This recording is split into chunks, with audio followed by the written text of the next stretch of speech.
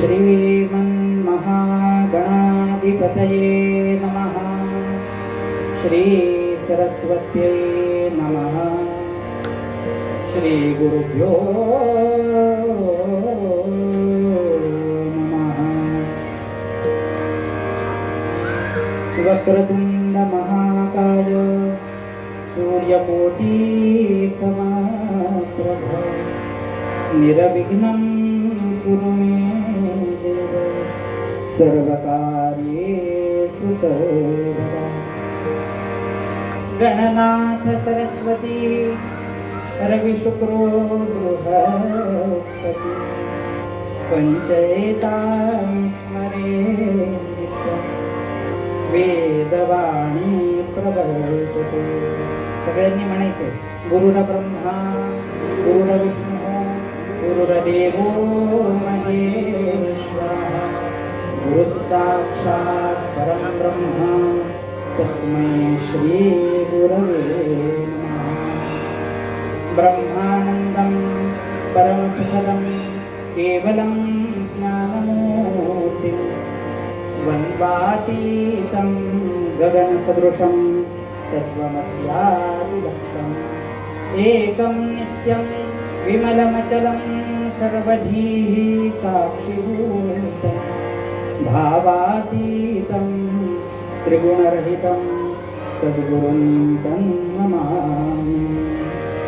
अनन्तकोटि ब्रह्माण्डनायक राजाधिराज योगिराज महाराज श्री समर्थ सद्गुरु अक्कलकोट श्री स्वामी समर्थ महाराज की जय।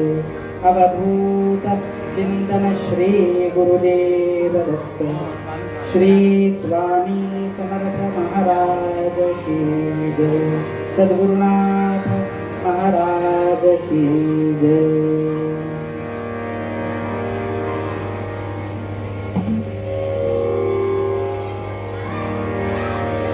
माझ्या मागे सगळ्यांनी मोठ्या प्रेमाने भजन करायचे।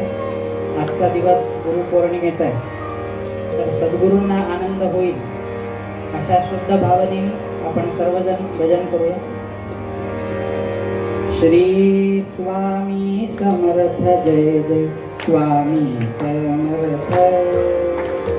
श्री स्वामी समर्थ जय जय स्वामी समर्थ महाराज। श्री स्वामी समर्थ जय जय स्वामी समर्थ। श्री स्वामी समर्थ जय जय स्वामी समर्थ महाराज। श्री स्वामी समर्थ जय जय स्वामी समर्थ। श्री स्वामी समर्थ जय जय स्वामी समर्थ महाराज। श्री स्वामी समर्थ जय जय स्वामी समर्थ।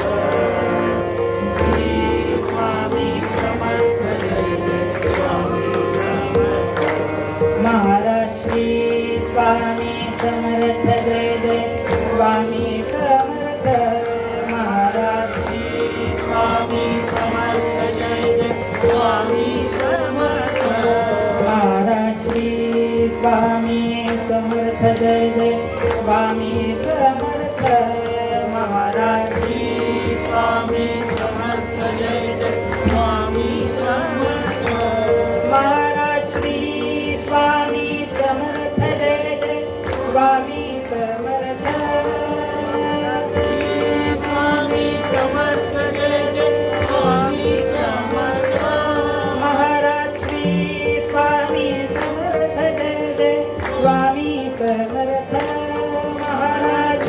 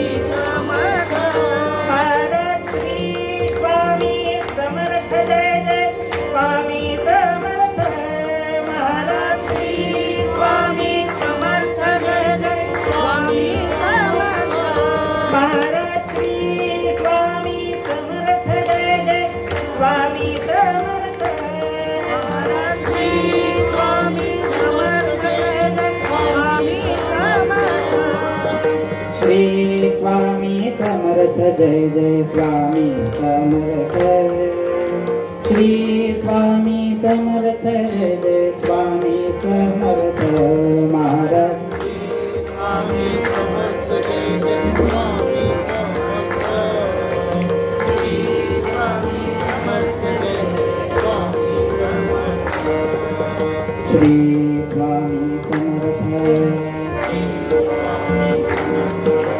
श्री स्वामी समर्थ स्वामी समर्थ श्री स्वामी समर्थ स्वामी समर्थ श्री स्वामी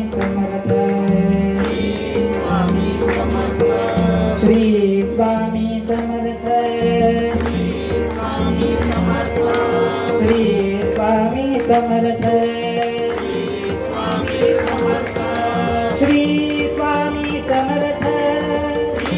स्वामी समर्थ श्री स्वामी समर्थ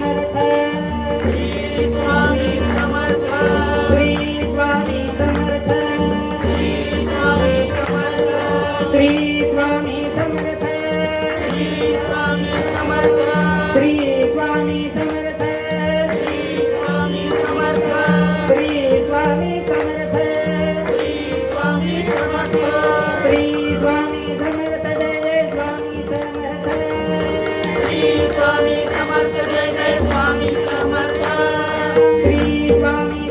जय जय स्वामी समर्थ श्री स्वामी समर्थ जय जय स्वामी समर्थ स्वामी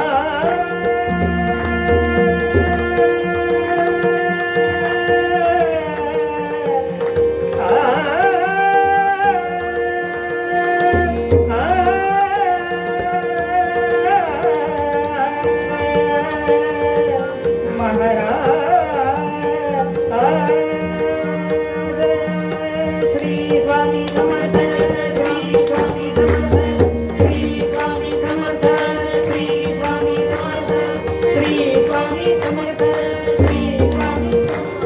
श्री स्वामी समर्थ श्री स्वामी समर्थ श्री स्वामी समर्थ जय जय स्वामी समर्थ स्वामी समर्थ जय जय स्वामी समर्थ श्री स्वामी समर्थ जय जय स्वामी समर्थ स्वामी समर्थ जय जय स्वामी समर्थ अनंत कोटि ब्रह्मांड नायक राजाधिराज योगिराज महाराज श्री समर्थ सद्गुरु अक्कलकोट श्री स्वामी समर्थ महाराज की अवधूत चिंतन श्री गुरुदेव श्री स्वामी समर्थ महाराज की सद्गुरुनाथ महाराज की जय।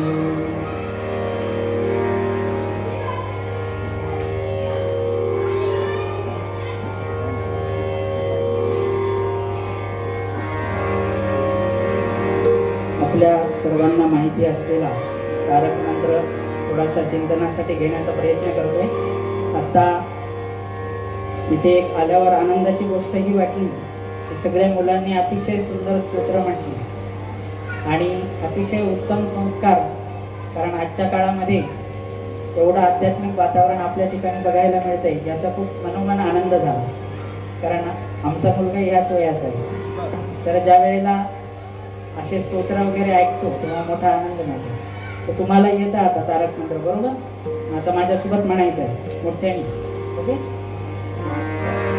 निशंक होई रे मना निर्भय होई रे मना प्रचंड स्वामी बळपाठी नित्य आहे रे मना अतर्क अवधूत हे स्मरतृगामी अशक्य हि शक्य करतील स्वामी अशक्य हि शक्य करतील स्वामी जिथे स्वामी चरण तिथे न्यूनता स्वये भक्त प्रारब्ध घडवी माझ आज्ञे विना काळही नाने त्याला परलोकी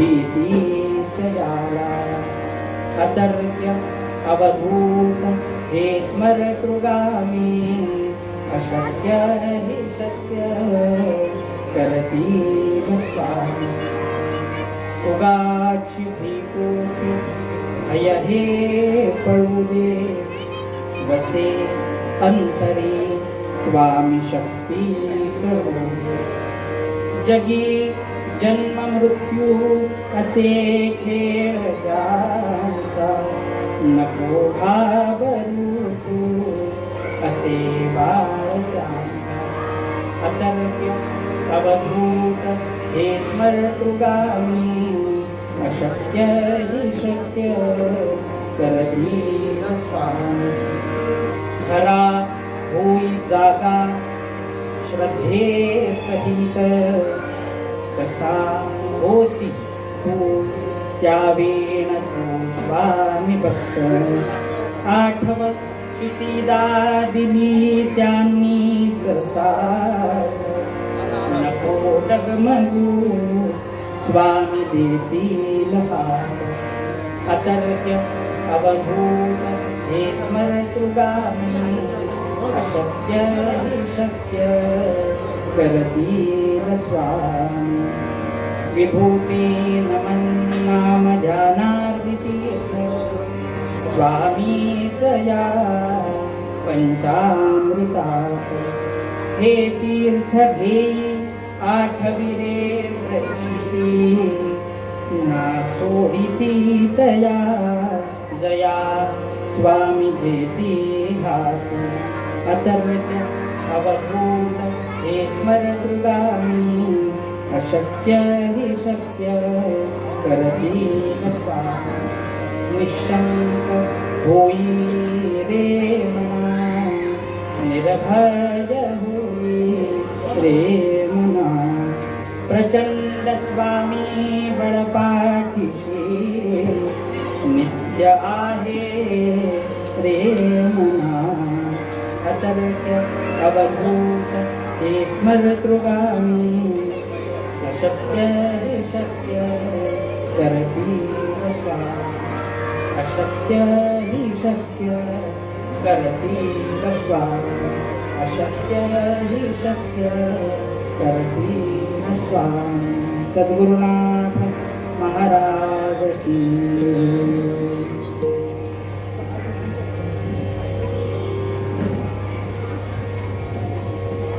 प्रस्तुत प्राप्तरूपी प्राप्त प्रसंगी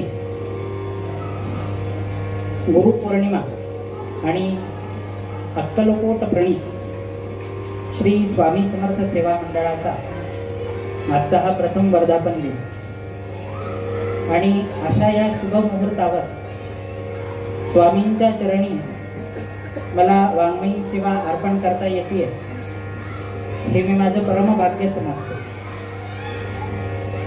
खरं सांगायचं झालं तर स्वामींच्या कृपेशिवाय कुठलीही गोष्ट होत नाही. आल्यावर सरांसोबत बोलत होतो तेव्हा सर म्हणले ह्या सगळ्या योजना घडून येतात, त्याच्यामुळं आपण कुठेतरी गेलो आपली ओळख आहे म्हणून लोक आपल्याला बोलवतात. ह्या सगळ्या गोष्टी तितक्याशा योग्य नाही. कारण वृक्षाचेही पान हाले ज्याचे सत्ता कोण बोलविता हरिवेण. अहो वृक्षाचं पान सुद्धा ज्याच्या सत्तेशिवाय हलू शकत नाही तिथे आपण मी काहीतरी करतोय किंवा माझ्या ओळखीमुळे मला कुठली तरी गोष्ट प्राप्त होतीये असा विचार करणं अत्यंत चुकीचं आहे. आणि आज आपण जो चिंतनासाठी विषय घेतलाय तारक मंत्राचा तिथे निशंक व्हायला सांगितलंय आणि सगळा कर्तेपणा स्वामींकडे द्यायला सांगितलेला आहे. म्हणून साळुंकी मंजूळ बोलतसे वाणी बोलविता धनी वेगळाची. आपण बघतो पशु पक्षादिकांचं गायन आपल्याला ऐकायला मिळतं, साळुंकीचं गाणं ऐकायला मिळतं, पण त्या साळुंकीच्या गळ्यामध्ये आवाज देणारा कोण आहे हो तर तो परमात्मा आहे, ते स्वामी आहे.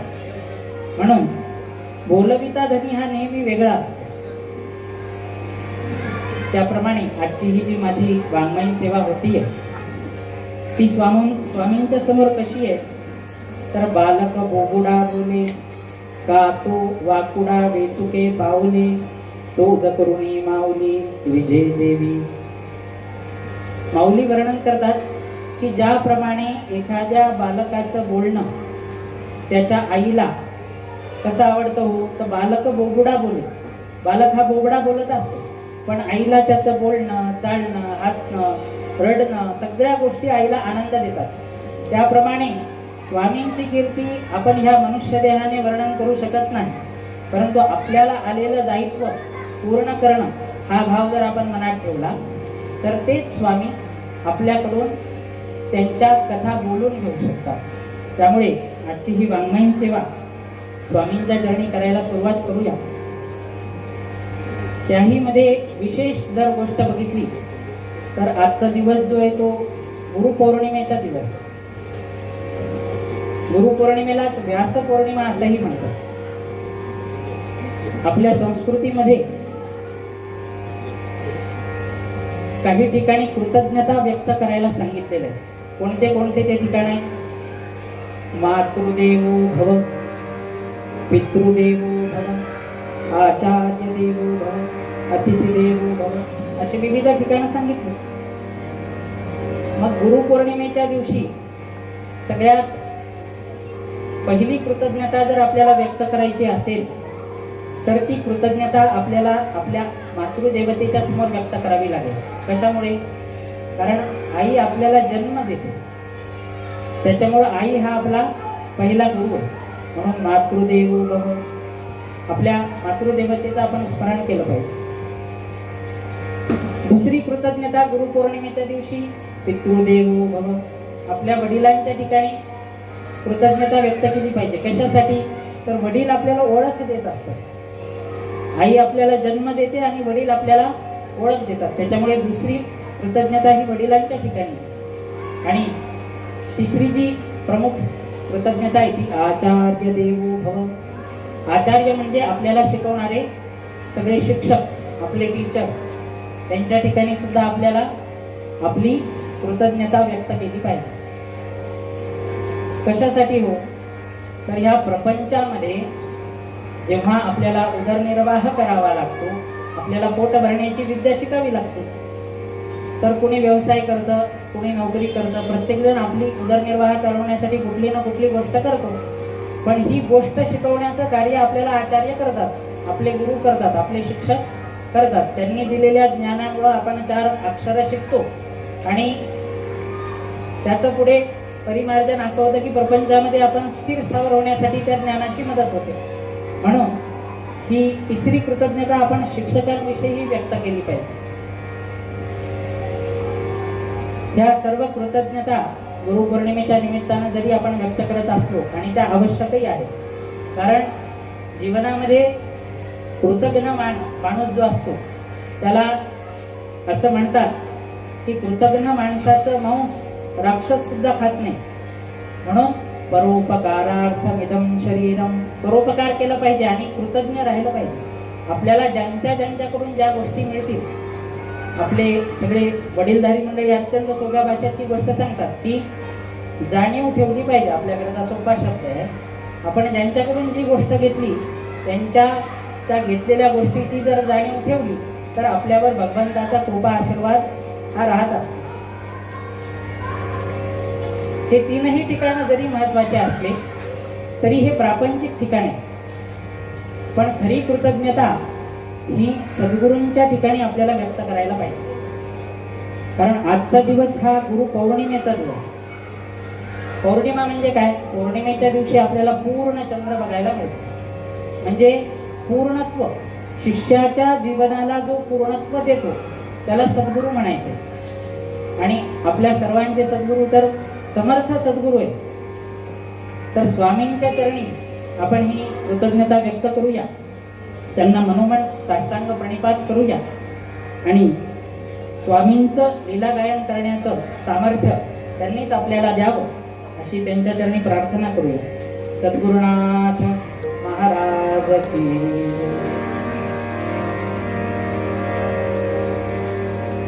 दोन प्रकारचे विभाग मग आपल्याला आता लक्षात आले की एक प्रापंचिक भाग आहे आणि दुसरा पारमार्थिक भाग.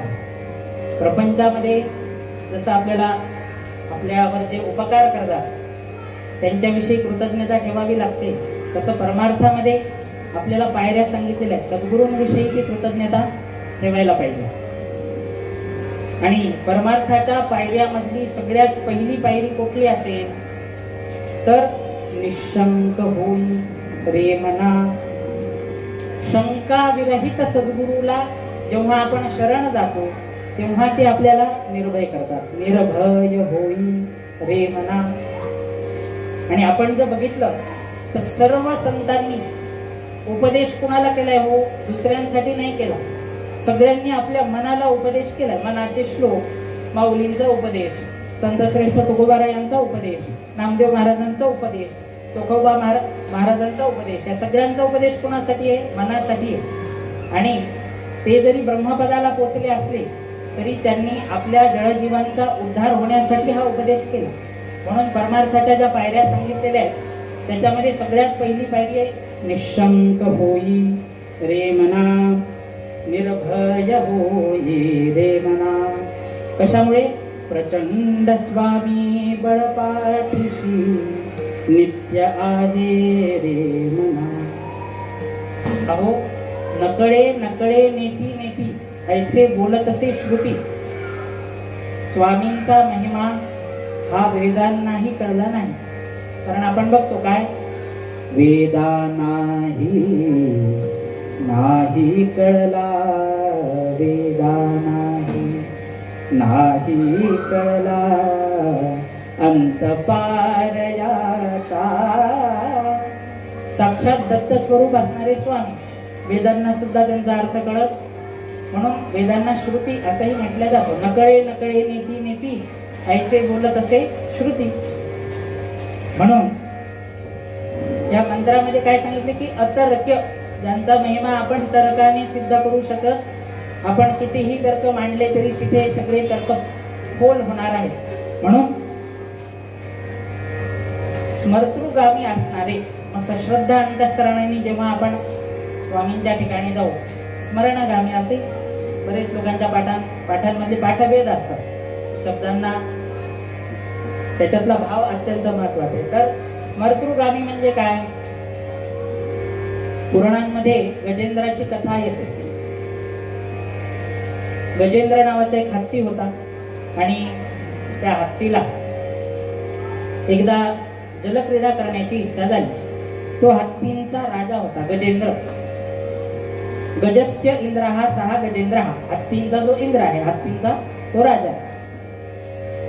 जेव्हा त्याला जलक्रीडा करण्याची इच्छा झाली तेव्हा तो आपल्या सगळ्या लवाजम्यासह सगळ्या हत्तींसोबत त्रिकुट पर्वताच्या पायथ्याशी असणाऱ्या सरोवराजवळ गेला आणि तिथे जलक्रीडा करायची सुरुवात त्याने केली.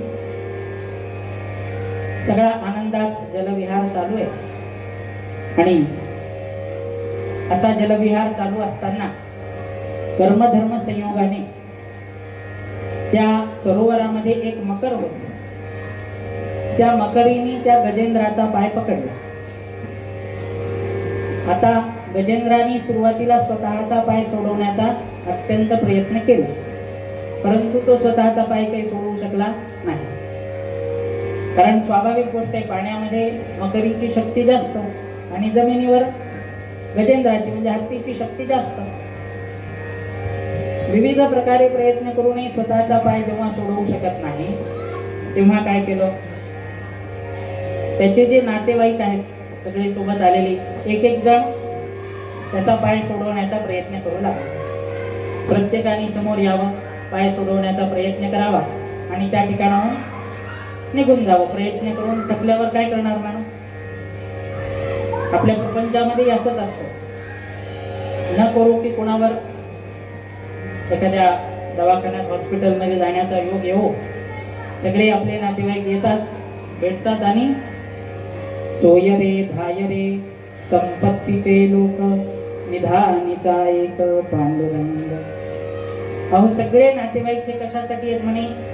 आपलं बरं चाललं असेल तर आपल्या सोबत आहे, नाहीतर संत वर्णन करतात संपत्तीचे लोक. प्रत्येक नातं हे स्वार्थाशिवाय जगामध्ये नाही, कुठलंही नातं बघा. मग निधानीचा कोण आहे तर पांडुरंग आहे, प्रत्यक्ष स्वामी आहेत, आपले सद्गुरू आहेत.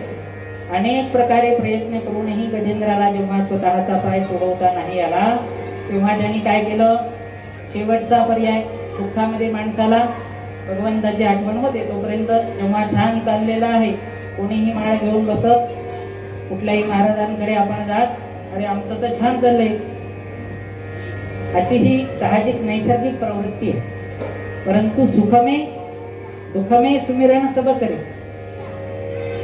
सुखामध्ये जर आपण सुमिरण केलं तर पुन्हा दुःख येण्याचा प्रसंगच नाही. कारण काय, अहो सुख दुःखाचं जरी चक्र चालू असलं, सुखस्यानंतरम दुःखम दुःखस्यानंतरम सुखम असं सांगितलंय, पण या चक्रामधून आपण जर नामामध्ये स्थिर राहिलो तर आपल्याला ह्या सुखदुःखाचा भाग आपल्या मनाशी येत नाही. त्या गजेंद्राने सरोवरामधले एक कमळाचं पुष्प घेतलं आणि ते भगवंताच्या दिशेने वैकुंठामध्ये फेकलं. फेकल्याबरोबर भगवान विष्णू हे माता लक्ष्मीसह वैकुंठामध्ये पहुडलेले, नुकताच नैवेद्य ग्रहण झाला होता भगवंताचा आणि त्रयोदश गुणी विडा लक्ष्मी माता त्यांना देत होती. असं होत असताना ते कमळाचं पुष्प जेव्हा भगवंताच्या पदकमलाजवळ येऊन पडलं तेव्हा भगवंत किती वेगामध्ये गजेंद्राकडे गेले, तर आल्या आल्या लक्ष्मी मातेला, आता आपल्याला घरातून इथे बरेच प्रापंचिक लोक दिसतात, घरातून जायचं म्हणजे आपल्याला काय करावं लागतं, आधी घरातल्या मंडळीला सांगावं सद्गुरुनाथ, सगळे हो म्हणतात, चांगलं म्हणजे सगळ्यांना अनुभव आहे. तसं भगवंतालाही सांगायचं होतं लक्ष्मी मातेला, आणि ते किती वेगात सांगितलं म्हणे, हा कहे लक्ष्मी ती कहे गजराज, मला तो हत्ती बोलवतो आहे असं म्हणत भगवंत हा म्हणून निघाले लक्ष्मी मातेपासनं ते ती म्हणेपर्यंत त्या गजेंद्राच्या जवळ आले. आणि गजेंद्राच्या जवळ आल्यावर त्या मकरीचा त्यांनी उद्धार केला आणि गजेंद्राला सुद्धा त्या दुःखामधनं मुक्त केलं. म्हणजे काय, भगवंत किंवा सद्गुरू स्वामी हे कसे असतात, स्मर्तृगामी. अहो आपण फक्त चिंतन करायचं उशीर आहे, ते आपल्यासाठी हजर आहे, पण आपलं सगळं चिंतन कशाचं आहे, सुख संपत्ती घर आवे, सुख संपत्ती घर आवे, कष्ट मिटे तन का,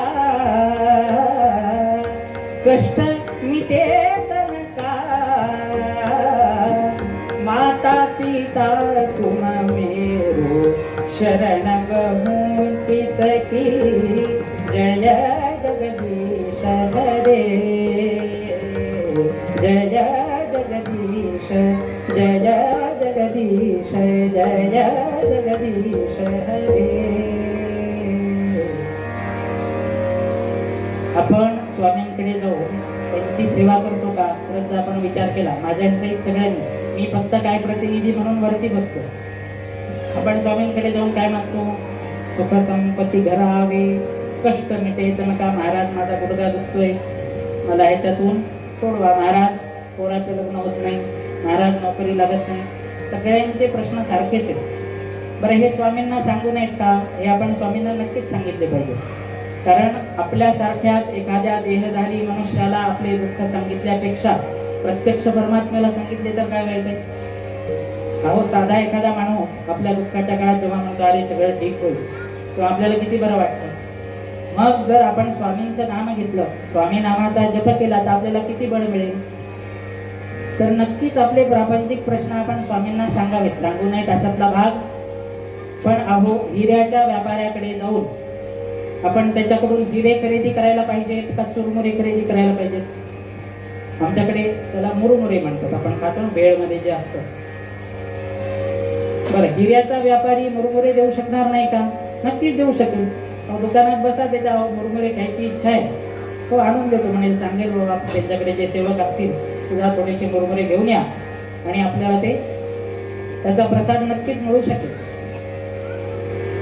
पण तिथे जाऊन आपण हिऱ्याची प्राप्ती करून घ्यावी, आपली पारमार्थिक उन्नती करून घ्यावी, ती चुरमुरे खावे, हा त्याचा त्याने विचार केला पाहिजे. संत असं सांगतात की आपण सद्गुरूंकडे जेव्हा जातो कुठलीही समस्या घेऊन, तर आपण त्यांची सेवा करतोय का ते आपली सेवा करण्यासाठी आहेत याचाही विचार केला पाहिजे. बरं, ते आपलं दुःख निवारण करतीलही, पण ते कसं करतील, तर औषध घेण्यासाठी जसा गुळाचा खडा दिला जातो त्याप्रमाणे तो गुळाचा खडा म्हणजे काय, आपल्या विषयातली एखादी गोष्ट देतील, चल बाबा तुझं हे प्रपंचातलं काम होईल, नक्कीच स्वामींना मागा. परंतु पारमार्थिक उन्नती त्यांच्या चरणाशी नितांत आपली भक्ती जेव्हा असेल, कारण काय, जिथे स्वामी चरण तिथे न्यूनकाय. संतश्रेष्ठ तुकाराम महाराज वर्णन करतात, तुका म्हणे काही न मागो अनेक, तुझे पायी सुख सर्व आहे. कुठल्याच संतांनी भगवंताजवळ काही मागितलेलं, आपण संत जरी नसलो तरी थोर महात्मे होऊन गेले, चरित्र त्यांचे पहा करा, आपण त्यांच्या समान व्हावे, हात सापडे बोध करा. त्याच्यामुळं जिथे स्वामी चरण असतील तिथे कुठल्याही प्रकारची कमतरता पडत नाही. आणि एकदा नामाच्या आनंदात आपण स्थिर होतो तेव्हा दुःख आला म्हणून कुठं बिघडलं, कारण हे चक्र आहे. सांगितलं मी, सुखस्यानंतरम दुःखम आणि दुःखस्यानंतरम. आता आपण सगळे ज्येष्ठ मंडळी इथे आहात, आपला अनुभव सुद्धा अधिक आहे. आपल्या जीवनात अनेक चढ उतार आपण सगळ्या जणांनी बघितलेला आहे. कधीही एक सारखी गोष्ट राहत, पण आपल्या मनाची स्थिरता जर पाहिजे असेल तर आध्यात्मिक बैठक आपल्याला आवश्यक आहे. आणि ती बैठक अशा कार्यक्रमांमधून, कीर्तन श्रवणातून, प्रवचनातून, नामस्मरणातून. सगळ्यात सोपं काय, नामस्मरण. भक्तीचे जे नवविधा प्रकार सांगितलेले आहेत ते नाम सोपे रे, रामकृष्ण गोविंद, श्रवणम कीर्तनम विष्णू स्मरणम पादसेवनम अर्चनम वंदनम दास्यम सख्यमात्म निवेदनम.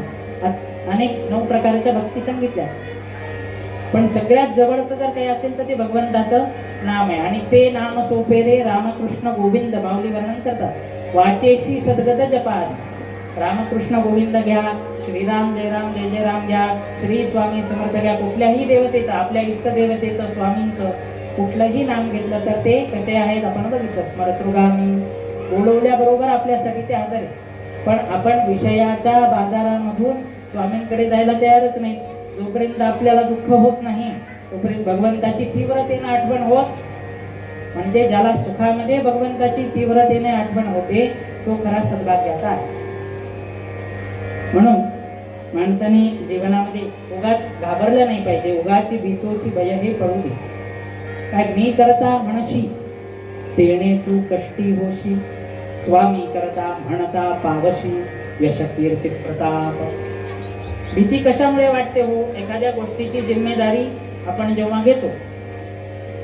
साधं कीर्तनाला महाराजांना बोलवायचं, एखाद्या काय बोलतात की नाही, चांगलं बोलतात नाही बोलतात, बाकीचे आपल्याला काही म्हणतील का, चांगलं नाही झालं तर, म्हणजे साधं उदाहरण सांगितलं. आता प्रत्येक गोष्टीची जिम्मेदारी घेतली की आपल्याला काय, त्याचे सगळे सुख दुःख आले. चांगलं झालं क्रेडिट मिळेल, नाही झालं लोक आपल्याला नावं ठेवतील. म्हणजे काय, जबाबदारी घेतली की त्याची भीती आपल्याला आली. मग ही जर भीती टाकायची असेल तर करणारे स्वामी आहेत. सरांनी खूप सुंदर सांगितलं, मला फार आवडलं. म्हणजे विधान आपले नेहमीचेच असतात, पण आपण श्रवण जर करत असू प्रत्येकाच्या मुखातून, असा आपण विचार करू शकतो की स्वामीच आपल्याशी बोलतायत. काही आपल्याला वेगळा चमत्कार होणारे, वरून काहीतरी प्रकाश येणारे, अशातला भाग नाही. आपली जर मती शुद्ध असेल तर आपल्याला प्रत्येक देहातून स्वामी बोलतील, प्रत्येक घटनेतून स्वामी आपल्याशी संवाद साधतील.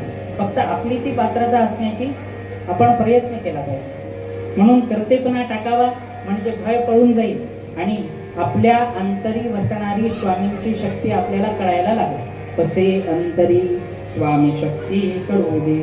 आणि जगी जन्म मृत्यू असे खेळ ज्यांचा, अहो जेव्हा हे बाकी प्रापंचिक विषय अत्यंत साधे, जन्म मृत्यूचा खेळ सुद्धा त्यांच्यासाठी अत्यंत सामान्य.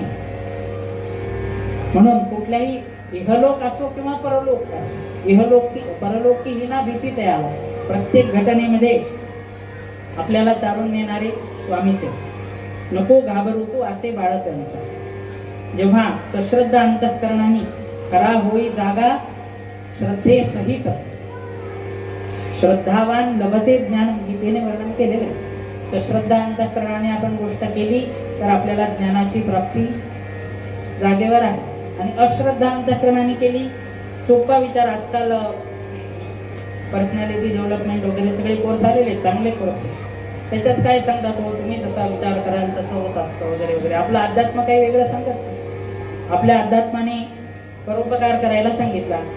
सगळ्या गोष्टी अध्यात्माने आपल्या सांगून ठेवल्या आहेत. सकाळी देवदर्शनाला जा, आरतीला पाणी घाला, वॉकिंगला वेगळं मॉर्निंग वॉकला जायची गरज.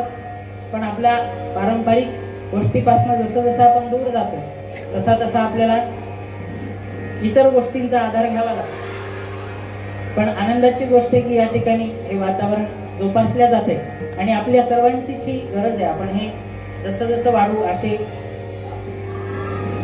समानशीले व्यसनेषु सख्यम असं सांगितलेलं. म्हणजे आपल्याला आवडणाऱ्या समविचारी लोकांचा जर मेळा केला या जगामध्ये, म्हणे दुर्जनांची सक्रियता जेवढी घातक नाही त्याच्यापेक्षाही घातक सज्जनांची निष्क्रियता आहे. सज्जन लोक जाऊ द्या बाबा मला काय करायचे, ही जी मानसिकता आहे ती आपण सोडली पाहिजे. आणि ज्याप्रमाणे परोपकाराय फलंती वृक्षाः परोपकाराय वहन्ति नद्याः परोपकाराय गुहन्ति गावः परोपकारार्थम इदं शरीरम. ज्याप्रमाणे परोपकारासाठी वृक्ष हे फळ देतात, नद्या कशासाठी वाहतात, स्वतःच्या स्वार्थासाठी वाहतात, तसं हा देह मना चंदनाते परित्वा जिजावे. आपण इतरांसाठी आपल्या क्षमतेनुसार प्रेमानंद महाराजांची प्रवचन आपल्यामधले सगळेजण युट्यूबवरती ऐकत असतात. त्यांनी अत्यंत सोपं सांगितलं की ज्याला फार अध्यात्माचा गंध नाही त्यांनी काय करायचं, म्हणे जिथे आपल्याला शक्य तिथे परोपकार करा. जर आपण आर्थिक आपलं पाठबळ चांगलं असेल, आर्थिक मदत कुणाला करा. अर्थात आपल्याला पात्र व्यक्तीलाच करायचे. अपात्र व्यक्तीला जर मदत केली तर त्याचा अपव्यय होऊ शकतो, काही वाईट कार्यामध्ये ते खर्च होईल. पण कुठे आपल्याला कळालं की आपण या ठिकाणी एखाद्याची फीस भरू शकतो किंवा अन्य अनेक परोपकाराच्या गोष्टी आपल्या सर्वांना माहिती, तर याने सुद्धा आपल्या प्रारब्धाचा नाश होतो असं पूज्य प्रेमानंद महाराजजी सांगतात. आणि जसा आपल्या प्रारब्धाचा नाश होईल तसं आपल्या पुण्याचाही वृद्धी होईल, पुण्याची वृद्धी होईल आणि आपल्या मनामध्ये पारमार्थिक स्थिरता येईल. आणि पारमार्थिक स्थिरता आल्यामुळे सुख आणि दुःख हे आपल्याला समान वाटायला लागते. म्हणून श्रद्धेसहित जागा होऊन स्वामींच्या भक्तीला आपण लागलं पाहिजे. आणि विभूती नमन नाम ध्यानार्धी तीर्थ. स्वामी कसे येतो, सगळ्या गोष्टींमध्ये विभूतींमध्ये स्वामी आहेत, नामामध्ये स्वामी आहेत, ध्यानामध्ये स्वामी आहेत, तीर्थामध्ये. म्हणजे काय, देव विठ्ठल देवपूजा विठ्ठल. कुठं कुठं स्वामी आहेत, भगवंत कुठे कुठे. बरं आता वेगळ्या पद्धतीने आपल्याला सांगायला नको की विठ्ठल आणि स्वामी वेगळे, भगवंत आणि स्वामी. अहो स्वामी हे प्रत्यक्ष परब्रह्म स्वरूपच आहे. देव विठ्ठल देवपूजा विठ्ठल तीर्थ विठ्ठल क्षेत्र विठ्ठल तीर्थ विठ्ठल क्षेत्र विठ्ठल तीर्थ विठ्ठल क्षेत्र विठ्ठल तीर्थ विठ्ठल तीर्थ विठ्ठल क्षेत्र विठ्ठल. माता विठ्ठल पिता विठ्ठल. माता विठ्ठल, पिता विठ्ठल, बंधू विठ्ठल, गोत्र विठ्ठल.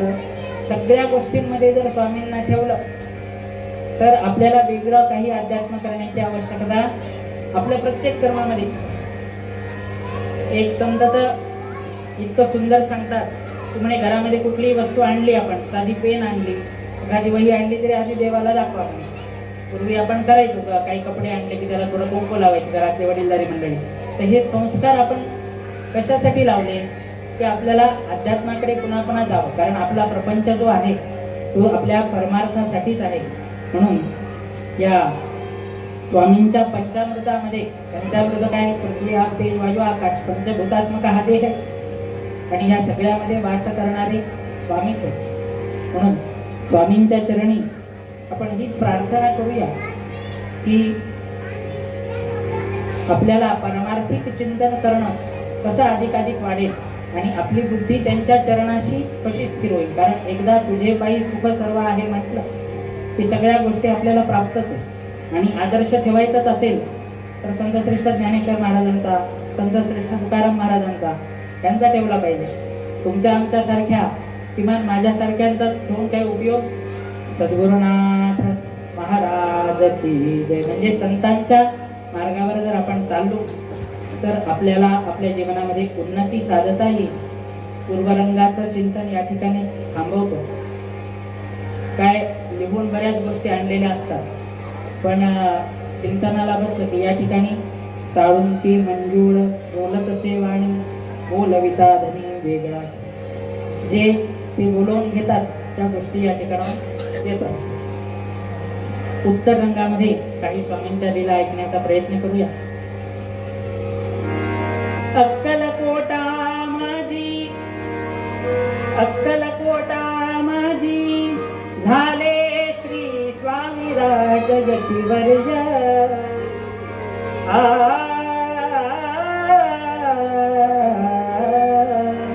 अक्कलकोटा माझी झाले श्री स्वामी राज गतीवर्य. जगदुद्धारासाठी, जगदुद्धारासाठी अवतरुणी साधिले भक्त कार्य. रामा रामा रामा हरे हरे रामा रामा रामा रामा सीतापते रामा रामा रामा रामा अधोक्षजा रामा रामा रामा.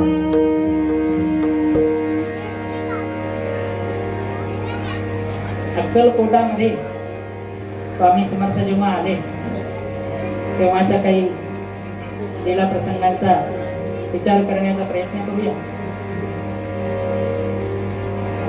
अहो पण सद्गुरु कुणाला म्हणावं, गुरु कोणाला म्हणावं. अज्ञान तिमिरांधस्य ज्ञानांजन शलाकया चक्षुरोन्मीलितं येन तस्मै श्री गुरवे नमः. गुरु कोणाला म्हणावं. अज्ञानरूपी अंधकाराकडून ज्ञानरूपी प्रकाशाकडे जो आपल्याला नेतो त्याला गुरु म्हणावं. आता स्वामींचं जे अवतार कार्य आहे ते मुळातच जडजीवांच्या उद्धारासाठी आहे. कुठल्याही संतांचं अवतार कार्य हे जडजीवांच्या उद्धारासाठी असतं. ते स्वतः सिद्ध दशेलाच प्राप्त झालेले असतात. पण अवतार तुम्हा धराया कारण उद्धाराया जन तिन्ही लोक संत वर्णन करतात. अक्कलकोटामध्ये त्यावेळी मालोजी राजे भोसले हे राज्यपदावर कार्यरत होते आणि त्यांची स्वामी चरणांवर अगाध अशी भक्ती होती. स्वामी चरणांची मालोजी राजे हे नित्य सेवा करत असत. स्वामींना काय हवा नको प्रत्येक गोष्टीमध्ये त्यांचा सहभाग असे, त्यांची भक्ती असे. अशी पारमार्थिक बुद्धी असणारे हे मालोजी राजे होते. जगामध्ये 3 प्रकारचे लोक असतात. सत्वगुणी लोक, रजोगुणी लोक आणि तमोगुणी लोक. सत्वगुणी लोक म्हणजे काय. ज्यांच्या मनामध्ये परोपकाराचा विचार आहे, ज्यांच्या मनामध्ये शांती आहे, ज्यांच्या मनामध्ये भगवत चिंतनाचा ध्यास आहे, त्यांना सत्वगुणी असं म्हणायचं. दुसरे काय रजोगुणी लोक म्हणजे काय. बरे खावे, बरे ल्यावे, बरे नेसावे, बरे प्यावे, ऐसे आवडते स्वभावे तू रजोगुण श्रीराम. अहो आपल्या अंगावर चांगले कपडे असावेत, उत्तम प्रकारचं जेवण आपल्याला मिळावं, घरी गाडी असावी, बंगला असावा इत्यादी प्रापंचिक भूमिका असणारे लोक त्यांना रजोगुणी लोक असं म्हणाले. आणि तिसरा जो प्रकार सांगितला तो तमोगुणी लोकांचा सांगितला. तमोगुणी म्हणजे काय. जे अत्यंत क्रोधिष्ठ असतात. काही बोललं की लगेचच ज्यांचा तळपायाची आग मस्तकाला जाते त्यांना तमोगुणी म्हटलेले. बरं प्रत्येकामध्ये हे 3ही गुण असतात, परंतु त्यातल्या त्यात पर्सेंटेज वाईज जर आपल्याला बघायचं झालं तर आपल्याला एक काढता येईल की 80% सत्वगुणी दिसतो, हा शांत आहे, 80% रागीत आहे, 80% रजोगुणी आहे, असं आपल्याला त्याची एक साधारण टक्केवारी. आणि त्या वेळेला तो गुण कमी जास्त होतो. पण एक मालोजी राजे जे होते ते अत्यंत सत्वगुणी वृत्तीचे होते आणि सत्वगुणी वृत्तीचे असल्यामुळं नेहमी परमार्थाचं चिंतन व्हावं, वेदांताचं श्रवण व्हावं असं त्यांच्या मनामध्ये असायचं. आता परमार्थ चिंतन करायचं म्हटल्यावर काही कथा कीर्तन वेदांत त्याचंही चिंतन व्हायला पाहिजे. म्हणून मालोजी राजांनी काय केलं तर आपल्या पदरी हेरळीकराधिक नावाचे एक सद्गृहस्थ होते, वेदांती होते मोठे. त्यांना आपल्या पदरी वेतन देऊन ठेवलं, त्यांना नियुक्त केलं. हे त्यांचं काम हेच की राजांना रोज येऊन वेदांताचं श्रवण करायचं, त्याच्या काही गोष्टी सांगायच्या. आणि अत्यंत सत्वगुणी असल्यामुळे त्यांनी मोठ्या सश्रद्धा अंतःकरणाने त्या गोष्टी ऐकायच्या. अशी आवड असल्यामुळं प्रत्येकाला काही ना काही आवड असते, तशी ही आवड असल्यामुळं मग त्यातल्या अजून काय चांगल्या गोष्टी आहेत, अजून काय चांगल्या गोष्टी आहेत. म्हणून त्याकाळी मोठे विद्वान मुंबापुरीमध्ये होते, त्यांचं नाव विष्णुबुवा ब्रह्मचारी. ह्या विष्णुबुवा ब्रह्मचारी हे अत्यंत नावलौकिक असणारे वेदांती होते. त्यांचा शास्त्रांचा मोठा गाढा अभ्यास. आणि मग आपण हरळीकर बुवांकडनं तर ऐकतोच आहे, पण एवढ्या मोठ्या विद्वानांकडनं विष्णुबुवांकडनंही काही आपल्याला वेदांताविषयी ऐकायला मिळेल. म्हणून त्यांना आपल्या राज्यपती बोलवावं अशी राजेंच्या मनात इच्छा झाली. आणि मग विद्वानाला बोलवायचं म्हटलं की मोठी खटाटोप करावं लागतं. कारण काय, विद्वानाला बोलवणं एवढं सोपं नाही. असं सांगितलंय, पंडितम पंडितो दृष्ट्वा श्वानवत गुरगुरायते. अहो, एक पंडित दुसऱ्या पंडिताला बघतो तर म्हणे श्वानवत गुरगुरायते. श्वान म्हणजे कुत्रा. जसा एक विद्वान दुसऱ्या विद्वानासमोर आला की त्याला वाटतं माझ्या इतका कोणी शहाणा या जगामध्ये. मग अशा विद्वानांना आपल्या पदरी ठेवून घ्यायचं म्हणजे मोठी बडदास्त त्यांची ठेवावी लागते. त्याच्यामुळं मोठी खटाटोप राजांनी केली. त्या कार्यासाठी लोक नियुक्त केले आणि बुवांना आपल्या पदरी अक्कलकोटामध्ये आणून घेतलं. आल्यावर बुवांची सगळी निवासाची व्यवस्था प्रत्येक गोष्ट झाली आणि वेदांत चर्चेला राजांच्या दरबारामध्ये सुरुवात झाली. राजांनी जेव्हा वेदांत श्रवण करावा आणि विष्णुबुवा तर मोठे ज्ञानी पंडित होते. अहो हा हा हा हा म्हणता त्यांचा लौकिक संपूर्ण अक्कलकोटामध्ये पसरायला लागला. नवे नवे त्या पंचक्रोशीमध्ये त्यांचा लौकिक पसरायला लागला. का स्वदेशे पूज्यते राजा विद्वान सर्वत्र पूज्यते. अहो, एखाद्या देशीचा राजा असतो तो त्याची टेरिटरीमध्ये, अमेरिकेचा राजा अमेरिकेमध्ये प्रसिद्ध आहे, काय कॅनडाचा राजा आहे तो तिथे प्रसिद्ध आहे, परंतु तो त्याच्या प्रभागामध्ये प्रसिद्ध असतो. पण विद्वान सर्वत्र पूज्यते. अहो, भारतातला माणूस जरी अमेरिकेत गेला आणि विद्वान असला तिथेही त्याची किंमत होते. तसं बुवा हे विद्वानच होते, त्यांची कीर्ती पसरायला लागली. कशामुळे पसरायला लागली तर विद्याधनम सर्वधन प्रधानम. हे विद्याधन जे आहे ते कसं आहे म्हणे, न चोरहार्यम न च राजहार्यम न भ्रातृभाज्यम न च भारकारी व्यये कृते वर्धते एव नित्यं विद्याधनं सर्वधन प्रदानं. सद्गुरुनाथ महाराज की जय.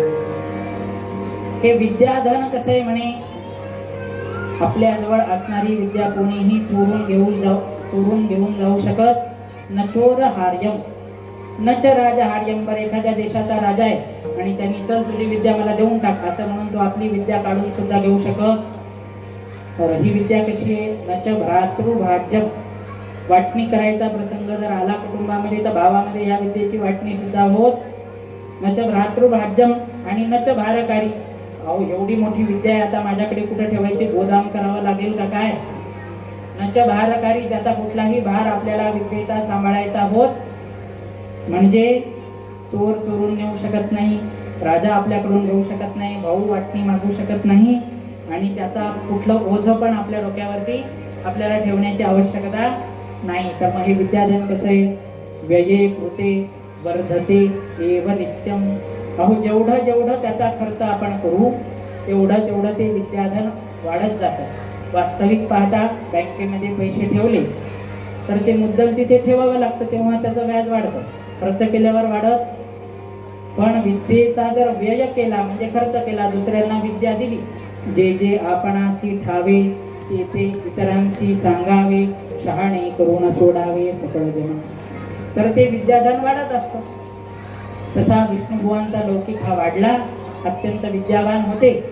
आणि आता बरेच दिवस झाले आपण अक्कलकोटामध्ये आलोय आणि अक्कलकोटाचं जे परमदैवत आहे ते स्वामी आहेत. मग स्वामींच्या दर्शनाला जाऊया अशी मनामध्ये जेव्हा विष्णुबुवांच्या इच्छा निर्माण झाली तर त्या ठिकाणी गेले. स्वामींची कीर्ती ऐकून होती, अनेक भक्त संप्रदाय स्वामींचा. आणि स्वामींकडे गेल्यावर आता काय विद्वान माणूस कुठे गेल्यावर गप्प बसत, त्याला आपल्या विद्येचा अहंकार असतो. त्यांची परीक्षा बघू काही येती लक्षणं खरंच आहेत का लोक उगाचच नादाला लागलेत. म्हणून विष्णुबुवांनी बसल्या बसल्या स्वामींना नमस्कार केला आणि स्वामींना विचारायला लागले की ब्रह्मपदी तदाकार कसं होता येईल. स्वामी आम्हाला मार्गदर्शन करा. आता मोठे वेदांती, आता वेदांताचं जे लक्ष आहे ते आहे बद्ध, मुमुक्षु, सिद्ध काय, साधक काय, हे सगळे लक्षण वेदांताचे. ब्रह्मसत्यम जगन्मिथ्या जीवो ब्रह्मैवनात राहा. हे जग ब्रह्ममय आहे, ब्रह्मच सत्य आहे आणि हे जग मिथ्या आहे, तदाकार आहे. मिथ्या म्हणजे खोटा आहे इत्यादी सगळं पाठांतर केलेली विद्या बुवांची. आणि महाराजांना काहीतरी बोलतं करावं आणि कळत बाबा महाराजांना काही या विषयाचं ज्ञान आहे का म्हणून विचारलं की ब्रह्मपदी तदाकार कसं होता येईल. असं म्हटल्याबरोबर स्वामींची काय त्याच्यावरची अवस्था आहे, रिॲक्शन ज्याला आपण म्हणतो. स्वामी हसायला लागले, मोठ्या मोठ्याने स्वामी हसायला लागले. तसं तसं बुवांना राग यायला लागला. मी एवढा विद्वान, एवढा मोठा, एवढा ज्ञानी आणि वेदांताचा अभ्यासक, माझ्यासारखा त्या भागामध्ये कोणी वेदांती नाही. आणि अशी ज्ञानचर्चा करायला येऊन सुद्धा स्वामी काही बोलत नाही, नुसते हसायला लागले. ब्रह्मपदी तदाकार कसं व्हायचं काही बोलत नाही, हसतायत. अहो 2-3 वेळेला विचारून बघितलं, शेवटी अपमान वाटायला लागला बुवांना. काही बोलत नाही, स्वामी नुसते हसतायत. म्हणून तिथून निघाले हे काहीतरी विचित्र प्रकरण आहे म्हणे. लोक उगाच त्यांच्या नादी लागलेले आहेत. आणि काय अज्ञानी लोक असल्यामुळे आजकाल दांभिकता खूप वाढली. मग असं करून जेव्हा विष्णुबुवा तिथून ताड करत बाहेर आले, लोकांना असं कुटकुटात बोलायला लागले. काही विद्वान लोक जास्त मोठ्याने बोलत नाहीत म्हणे. हळूहळू अहो काय तुम्ही यांच्या नादी लागले असं तसं सांगायला लागले. सगळा दंभ माजवला म्हणे, सगळीकडे ढोंग झाले. आणि पुन्हा आपल्या नित्यक्रमाला गेले. राजांच्या दरबारामध्ये त्यांनी पुन्हा वेदांत चर्चा केली. लोकांना ती आवडली, लोकांनी टाळ्या वाजवाव्यात, मोठे मोठे नजराणे मिळावेत बुवांना. त्यांची विद्वत्ता एवढी प्रगाढ. आणि रात्रीच्या वेळेला जेव्हा निवासस्थानी झोपायला गेले, 2 पारशी लोक राजेंच्या विष्णुबुवांच्या ज्या निवासस्थानी झोपायला होते. आणि रात्रीचा प्रकार असा घडला, महाराज बुवा झोपले आणि मध्यरात्रीच्या वेळेला बुवांच्या अंगावर विंचू येत आहेत का काय असं स्वप्न पडायला लागलं. हजारो विंचू त्या बुवांच्या अंगावर चढायला लागले. कुठे? स्वप्नामध्ये. आणि त्याच्यामध्ये एक मोठा विंचू, महाविषारी असा विंचू त्या बुवांना दंश करतोय. अहो असा स्वप्न पडल्यावर कोणी साहजिक आहे घाबरून उठणार. घाबरून जे उठले, दरदर घाम आला, घाम पुसायला लागले, छाती धडधड करायला लागली. आणि एवढं काय झालं म्हणून बाजूचे 2 पारशी व्यक्ती उठले. काय झालं बुवा, आपल्याला एवढा घाम कशामुळे? अहो सांगितलं म्हणे काय आम्हाला स्वप्न पडलं म्हणे. काय अशी स्वप्न पडतच असतात. आता एवढे विद्वान स्वप्नाला काय जुमानणार आहे? अहो स्वप्न काय पडतच असतात म्हणे. पुन्हा दुसऱ्या दिवशीचं नित्यक्रम सुरू. पुन्हा उठावं, अन्नी कावरावं, राजेंच्या दरबारामध्ये वेदांत सांगावा म्हणे. काल काही समर्थ आपल्याला बोलले नाही, पण आज आपल्याला समर्थांना बोलतं केलं पाहिजे. म्हणून पुन्हा समर्थांकडे गेले. पुन्हा जाऊन तोच प्रश्न विचारला, ब्रह्मपदी तदाकार कसं होता येईल. पुन्हा स्वामींची त्याच्यावरची प्रतिक्रिया तीच. काय प्रतिक्रिया? हसायला लागली. ह्या वेळेला तर पोट धरून स्वामी हसायला लागले. नाही म्हणे बुवा तुम्हाला सांगावंच लागेल स्वामी आता. अहो एवढा हट्टाला भेटल्याबरोबर स्वामींनी काय सांगावं त्यांना? अरे ब्रह्मपदी तदाकार होण्याच्या गोष्टी करतोस. ब्रह्मसत्यम जगन्मिथ्या सगळी पोथी पडपड जगमुवा पंडित भयाना होय. अरे नुसतं पाठांतर करून काय ब्रह्मपदी पोचता येईल? पाठांतर करून ब्रह्मपदी पोचता येणार? ब्रह्मपदाच्या गोष्टी करतोस आणि स्वप्नामध्ये आलेल्या विंचवांना घाबरतोस. त्यांना जेव्हा ही गोष्ट बुवांच्या कानावर पडली की स्वामी काय अंतर्ज्ञानी आहेत, त्याची पूर्ण त्यांना जाणीव झाली आणि स्वामींना साष्टांग दंडवत त्यांनी घातले. हा स्वामींचा अधिकार आहे. कारण काय, नुसतं पाठांतरित पंडित होत काही उपयोग. स्वामी म्हणायला लागले ब्रह्मपद काय ही बाजारच्या भाजीपाल्याची गोष्ट आहे. मनी नाही भाव म्हणे देवा मला पाव, मनी नाही भाव म्हणे देवा मला पाव, देव अशाने भेटायचा नाही रे, देव बाजारचा भाजीपाला नाही रे, देव बाजारचा भाजीपाला नाही रे, देव बाजारचा भाजीपाला नाही रे, देव बाजारचा भाजीपाला नाही. हो मनी नाही भाव म्हणे देवा मला पाव, हो मनी नाही भाव म्हणे देवा मला पाव, देव कशाने भेटायचा नाही रे, देव बाजारचा भाजीपाला नाही रे, देव बाजारचा भाजीपाला नाही रे, देव बाजारचा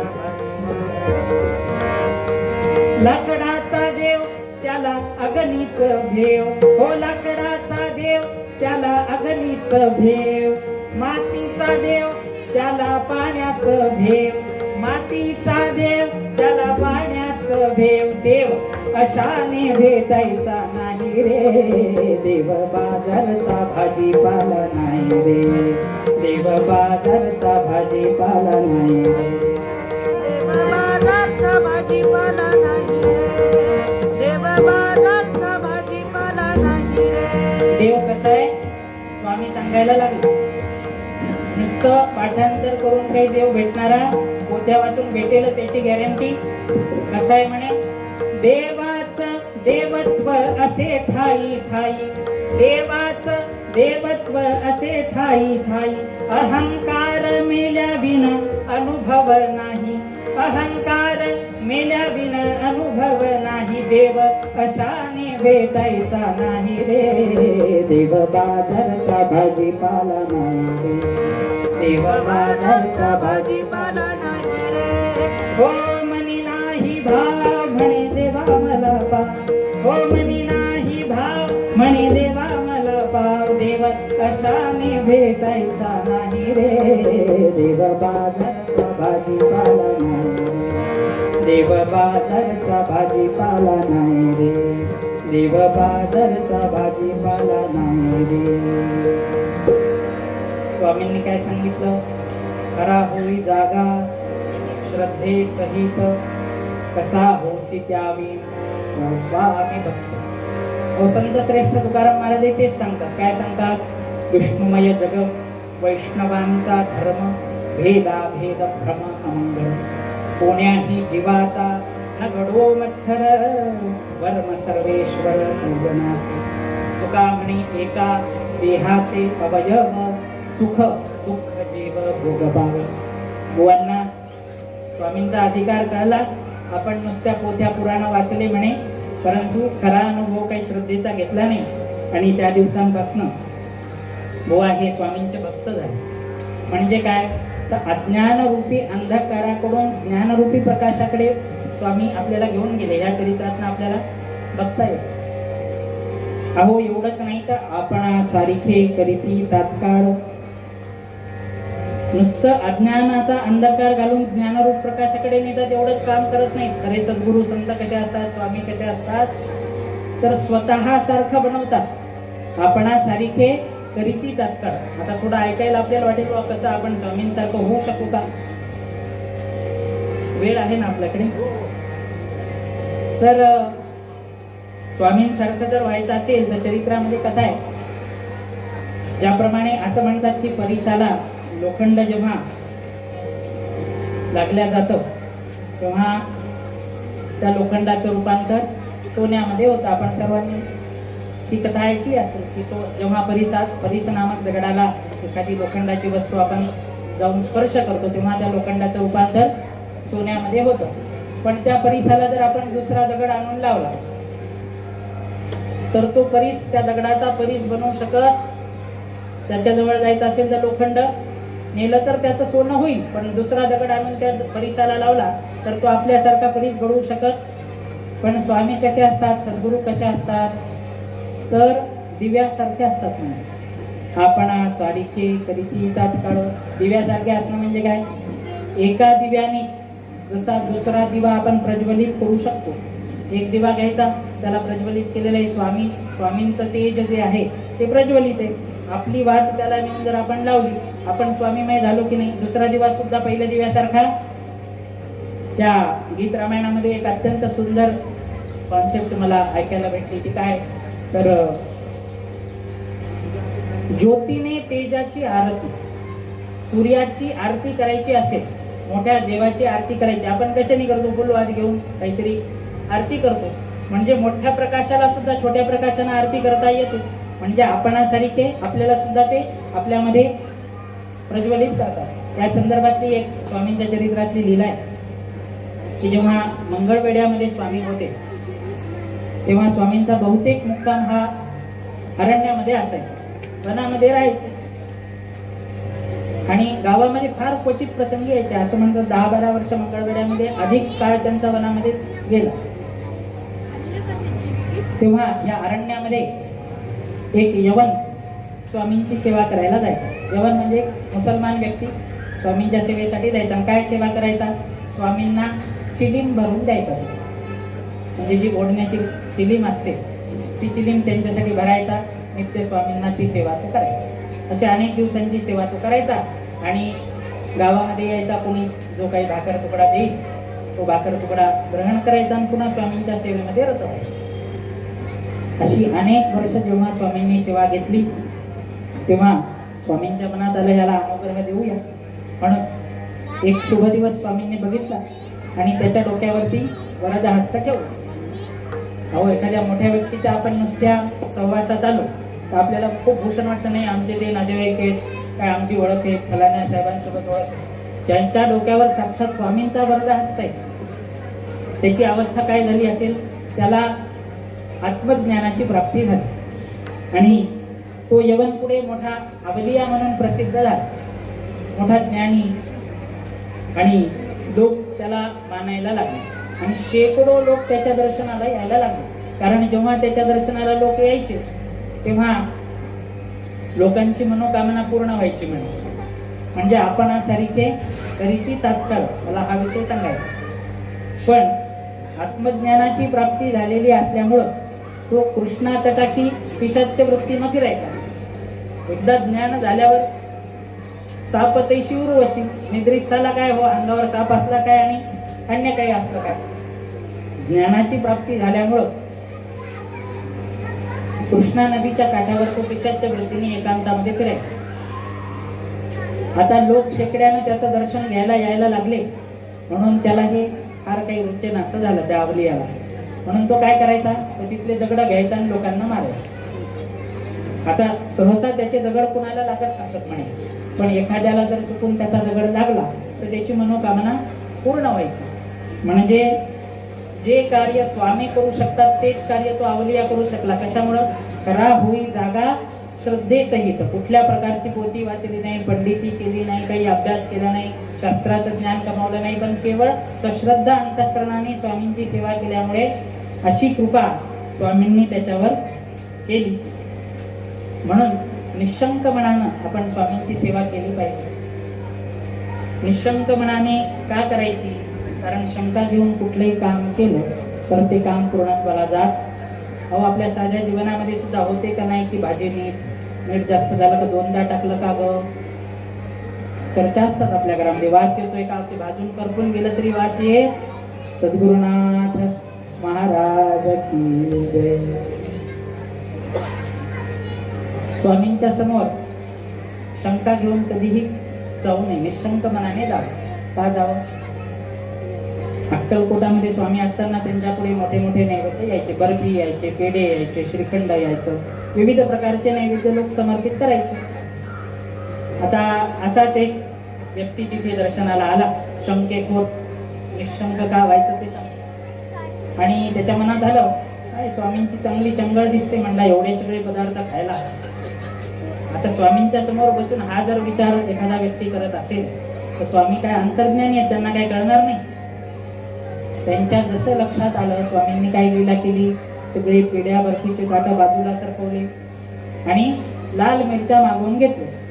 द्या म्हणे लाल मिरच्या, आणि लाल मिरच्या कच कच कच कच त्याच्यासमोर खायला लागले. असं केल्यावर काय झालं हो, ज्या माणसाने हा मनात विचार केला त्याचं मन अतिशय शर्मेनं भरमून गेलं आणि त्याने स्वामींना साष्टांग दंडावर घातला. म्हणून कुठल्याही शंकेने स्वामींकडे जाऊ नये.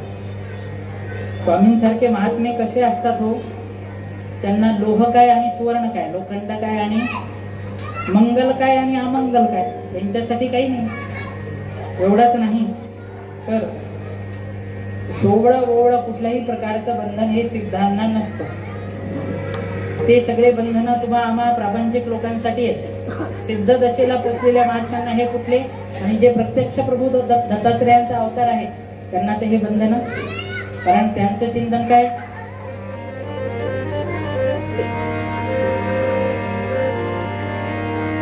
विषय तो त्यांचा झाला नारायण, नावडे जनधन माता पिता. त्यांचा चिंतनीय विषय हा परब्रह्म परमात्माच आहे, प्रत्यक्ष ब्रह्मस्वरूप असणारे.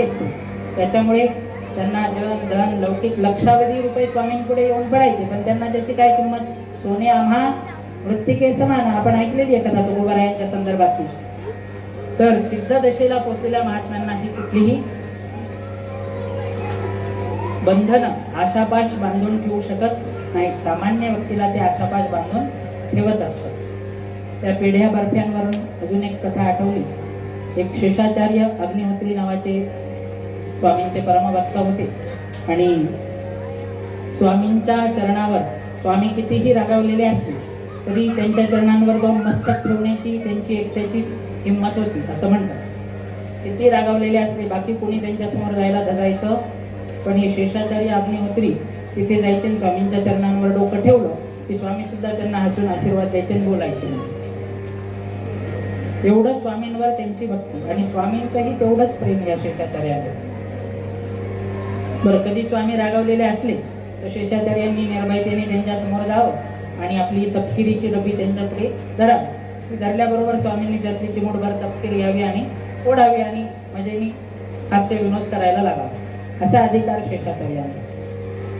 हा अधिकार कशामुळे येतो, श्रद्धावान लभते ज्ञान. आपण बघतोय खरा होई जागा श्रद्धेसाठी. व्याघ्र सिंह भयानक भया तयास पाहुनी भयचकित लोक, परी तयाची पिली निशंक तया पुढे खेळते. व्याघ्र सिंहाधिक पशु. आपण बघतो अरण्यामध्ये वाघ सिंह असतात, ते काय त्यांना बघून कोणीही घाबरेल. भयानक आहेत प्राणी, हिंस्र श्वापद आहेत. पण तयाची पिली निशंक तया पुढे खेळती. त्यांची जी श्वापद आहेत, त्यांचे पिल्ल आहेत, ती त्यांच्या अंगावर खेळताना आपल्याला दिसतात. त्यांना कुठल्याही प्रकारचं भय. तसं स्वामींवर नितांत भक्ती असल्यामुळे स्वामींच्या कुठल्याही अवस्थेमध्ये सद्भक्त असल्यामुळे तिथं जाऊ शकायचं. आणि या शेषाचार्यांची स्वामींवर एवढी भक्ती की आपल्या कुलदेवतेच्या ठिकाणी म्हणजे व्यंकटेश्वराच्या ठिकाणी स्वामींना मानायचे. आणि मोठे अग्निहोत्री होते. अग्निहोत्री म्हणजे काय, ज्यांच्या घरी नित्य अग्निपूजन, सतत अग्नी प्रज्वलित असतो यज्ञकुंडामध्ये आणि 24 तास त्यांच्या घरात असतो, त्याला अग्निहोत्री म्हणायचं. असे अग्निहोत्री आणि कोरांनाची भिक्षा बाहेर जाऊन मागावी आणि जे काही लोक देतील त्याच्यावर त्यांनी आपला उदरनिर्वाह चालवावा. असं असताना एके दिवशी स्वामींच्या दर्शनाला आले आणि ते सगळं पेढे बर्फी स्वामींच्या समोर नित्य असायचं. काही श्रीखंड अनेक प्रकारचे नैवेद्य. आता शेषाचार्यांच्या मनात आलं की बाबा सगळ्यांना स्वामी प्रसाद देतात, काही ना काही नैवेद्य आलेला वाटून टाकतात आणि मला मात्र कधीही स्वामींनी कुठलाच प्रसाद दिलेला नाही. एवढा विचार मनात आला. आता मी सांगितलं स्वामी अंतर्ज्ञानी आहेत. तर स्वामींनी ठरवलं यांची फोड मोडायची. आणि काय केलं स्वामींनी, त्या दिवसापासून किती प्रीती आहे स्वामींची शेषाचार्यांवर भरपूर आहे. त्या दिवसापासून स्वामींनी त्यांना दर्शन देणं बंद केलं. म्हणजे काय व्हायचं, जेव्हाही ते शेषाचार्य यायचे त्यावेळेला स्वामींनी झोपी जावं. असे 1 दिवस गेला, 2 दिवस गेले, 3 दिवस गेले, अनेक दिवस गेले, पण तरी सुद्धा त्यांना स्वामीचं दर्शन भेटत नाही. एके दिवशी त्यांनी ठरवलं की आपण आता इथे बसूनच राहायचं, कधी ना कधी तर स्वामी उठतीलच. म्हणून जेव्हा बसून राहिले तेव्हा पांघरून डोक्यावर घेतलं स्वामींनी आणि पांघरून घेऊन शिव्यांची लाखोली त्या शेषाचार्यांना वेगवेगळ्या शिव्या द्यायला लागले. आणि स्वामी बोलायचे म्हणजे अतिशय कठोर शब्दामध्ये ती बोलायची, म्हणजे अत्यंत शिव्या द्यायची सगळ्या.